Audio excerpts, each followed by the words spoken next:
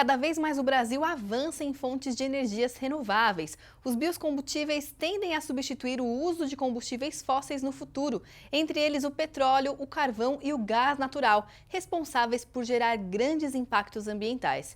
Isso tudo porque os biocombustíveis são uma fonte de energia limpa, que apresenta baixos índices de emissão de poluentes para a atmosfera. E além de poluir menos, os produtores poderiam adicionar 600 bilhões de dólares ao ano aos seus lucros com créditos de carbono desse mercado. E o nosso país está entre as nações que têm potencial de dobrar a produção de bios com a conversão de apenas 5% de pastagens degradadas em plantações de canas-de-açúcar, por exemplo. Isso é o que diz um estudo produzido pelo programa FAPESP de pesquisa em bioenergia, chamado BioEn, realizado em cooperação com a Força Tarefa de Descarbonização do Transporte da Agência Internacional de Energia. Quem vai falar um pouquinho mais sobre esse assunto com a gente agora é a Gláucia Mendes Souza, que é coordenadora desse projeto. Seja muito bem-vinda, Gláucia. Muito obrigada, é um prazer participar do programa e contribuir para esse debate sobre a expansão da bioenergia, sobre as melhores rotas, a sustentabilidade dos processos e a competitividade desse setor. Bacana, Glaucia, é isso mesmo. Então vamos começar explicando para o pessoal como que foi feito esse estudo, né? Como é que vocês chegaram a esse dado aí de que a gente poderia converter apenas 5% das nossas pastagens para dobrar a nossa produtividade. A gente está falando também num universo de quantos hectares, Gláucia? Olha, o nosso estudo, ele focou em chegarmos à duplicação da produção de biocombustíveis em 4 países que contribuem hoje em dia para 97% dos biocombustíveis da América Latina, que é Argentina, Brasil, Colômbia e Guatemala. A gente, no Brasil, tem 173 milhões de hectares de pastagens, e a gente concluiu que no Brasil, se eu utilizasse 3,4% dessa área para a produção de bioenergia, hoje em dia a gente está usando 5,4 milhões, considerando só a fração de biocombustíveis, a gente poderia dobrar a produção, chegando a uma redução de emissões de 63 milhões de toneladas de CO2 por ano.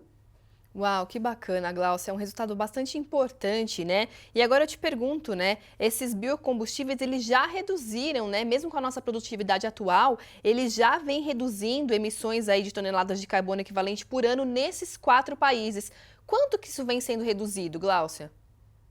Olha, é muito importante a gente divulgar bastante esse aspecto, porque o Brasil tem grandes oportunidades de entrar no mercado de carbono internacional.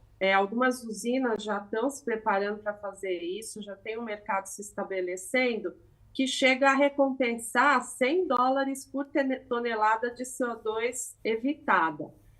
A gente está observando, e aí para biodiesel e bioetanol, tanto de cana quanto de milho, que está crescendo também no Brasil, de soja e de palma. A gente chega a ter 89% de redução de emissões de CO2 quando você compara com gasolina ou com o diesel. Então, é bastante sustentável e a gente fez também uma análise de viabilidade econômica e a gente é competitivo com os preços do petróleo, com os preços da gasolina e do diesel. Então, é viável tanto do ponto de vista ambiental quanto econômico, importante para a gente alcançar as nossas metas do Acordo de Paris.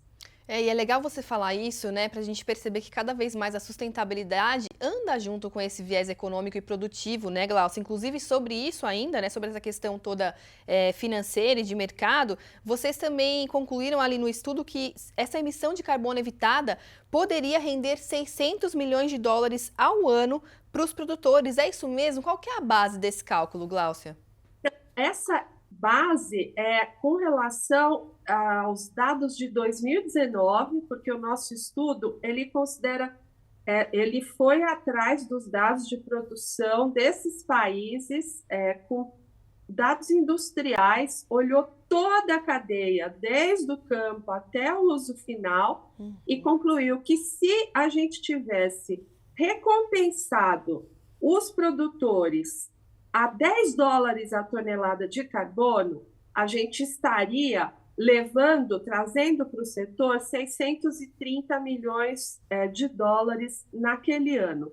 Desde então, a produção de bioenergia só cresceu. Então, e o preço da tonelada de carbono também cresceu. Então, esse número pode facilmente dobrar de verba que pode vir para inovação, para modernização, para aumento de produtividade no campo, que é onde a gente tem a maior quantidade de emissões e de gastos, trazendo essas inovações, a gente poderia estar rendendo ainda maiores reduções. Então, é criar esse ecossistema de recompensar e trazer possibilidades de investimento que recompense ainda mais essa batalha contra o aumento de emissões da nossa matriz energética. Tá certo. E Gláucia, como que a gente faz, para incentivar esse ecossistema, As políticas públicas poderiam ajudar? Olha, a gente já é exemplo de uma política pública desenhada para recompensar o esforço de redução de emissões, que é o RenovaBio. A gente tem uma política já estabelecida que cobre todos os biocombustíveis, e aí o produtor ele se inscreve no programa, registra todos os dados de produção, é certificado por estar realmente reduzindo emissões, ganha certificados que são os CBIOS, e os CBIOS são comprados pelas distribuidoras na Bolsa de Valores, na B3. Então, esse programa já existe, ele só permite recompensar quem não desflorestou, quem está cumprindo com o Código Florestal, com o zoneamento agroecológico da palma. A gente tem visto que 90% já está certificado, então a gente está conseguindo já ter muito CBIO no mercado, atingindo as metas que a ANP determina para que a gente atinja as nossas reduções como país, as nossas contribuições de redução.